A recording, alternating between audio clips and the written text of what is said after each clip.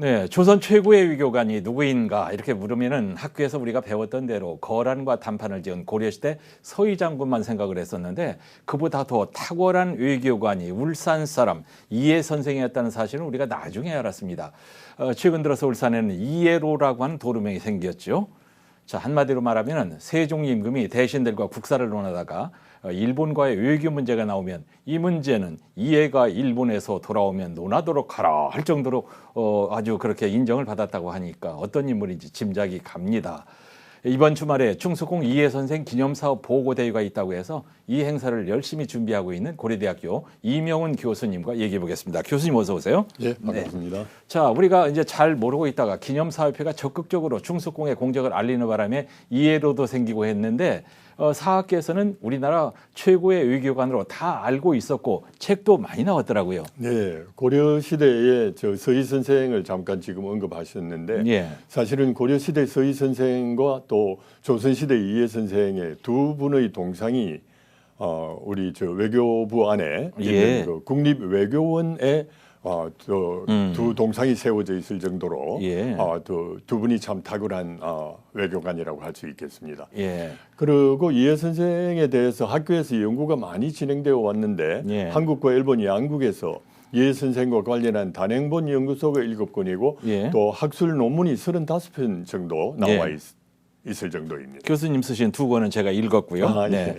이번 주말에 갖는 사업보고회는 어떤 내용으로 진행이 되나요? 예, 바로 내일 토요일 오후 2시 울주군청에서 개최되는데요. 2005년 이래 우리가 진행해왔던 기념사업의 현황을 보고하고 또 앞으로의 기념사업을 전망하는 것이 그 내용입니다. 약 650명 참석이 예상되고요. 많이 오시네요. 김덕겸 시장님이 참석하시고 또 박진 외교부 장관님이 영상으로 축하 메시지를 보내주셨습니다. 그리고 일본 대사관에서는 대사님이 오시지 못하고 제부산 오스카 저요시 총영사가 오시기로 되었습니다. 예. 귀에 확 들어오는 소식이 일본 교토에 이해 선생의 동상을 세우게 될 것이라는 얘기인데 이게 어떻게 나온 얘기고 얼마나 지금 진행이 되고 있습니까? 네, 일본 교토에 있는 제1본 대한민국 민단에 교토 본부 건물 앞에 동상을 세우기로 합의가 됐습니다. 교토는 당시 일본의 수도였고 또 이해 선생이 막부 쇼군을 만난 네 차례나 될 정도로 그 의미가 크다고 봅니다. 이 일을 위해서 외교부와 또 오사카 총영사관도 많이 협조를 해주셨고 특히 지역국회의원이신 이채익 의원께서도 저와 함께 일본 교토에 가서 민단 분들과 협의를 해주고 이래 하실 정도로 도움을 많이 받았습니다. 그랬군요.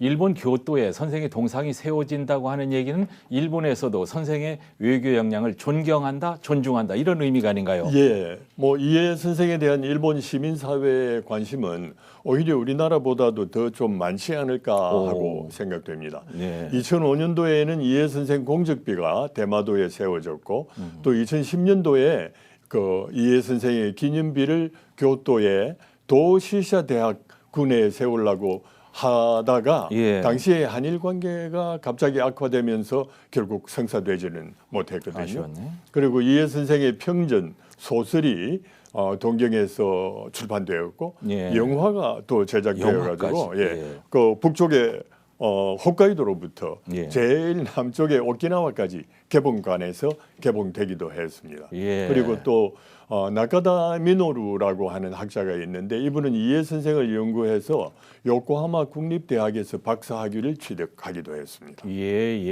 우리 이명훈 교수님은 이해 사명, 조선 최고의 외교관 이해라는 책도 내셨고 20년 가까이 이해 선생을 연구하고 기념사업에 열정을 쏟으셨는데 선생의 여러 활동 중에서 어떤 점이 특별하게 마음에 와 닿던가요? 이해 선생의 외교 활동을 관통하는 키워드가 무엇일까 하고 한번 생각을 해보았는데 반전과 성화라는 말이 떠오릅니다.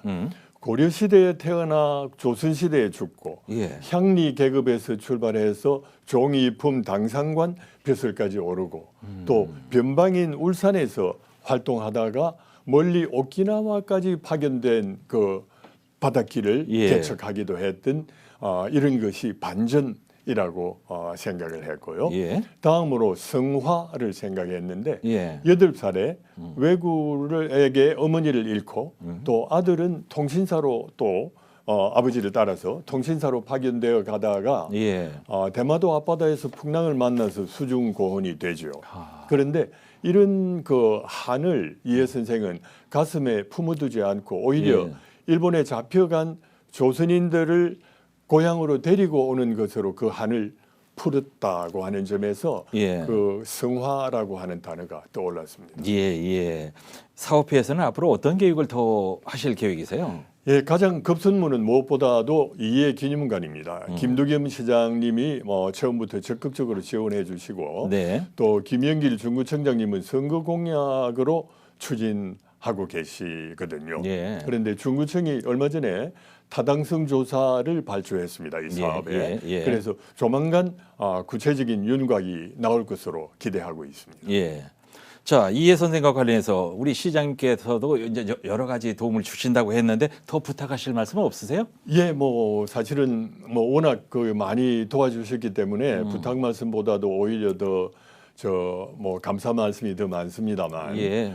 꼭 말씀드리자고 하면 역시 그 이해 기념관이 차질 없이 좀 잘 되도록 좀 돌봐달라고 하는 그 부탁 말씀이고 또 하나는 예. 좀 전에 말씀드린 그 이해함이라고 한다든지 예. 하는 이런 쪽으로 좀 이래 울산시 차원에서 예, 예. 도와주셨으면 좋겠다 하는 생각을 가지고 있습니다. 알겠습니다. 태화로에 이해 공원이 있고요. 바로 옆에는 이해 유허비가 있습니다. 이해 선생님이 평소에 거하시던 그런 곳이라고 하는데요. 자, 우리 시민들 오고 가시면서 목례라도 한번 하시고 지나가시면 좋겠어요. 이해 선생을 연구하고 계시는 고려대학교 이명훈 교수님과 함께했습니다. 교수님 감사합니다. 감사합니다.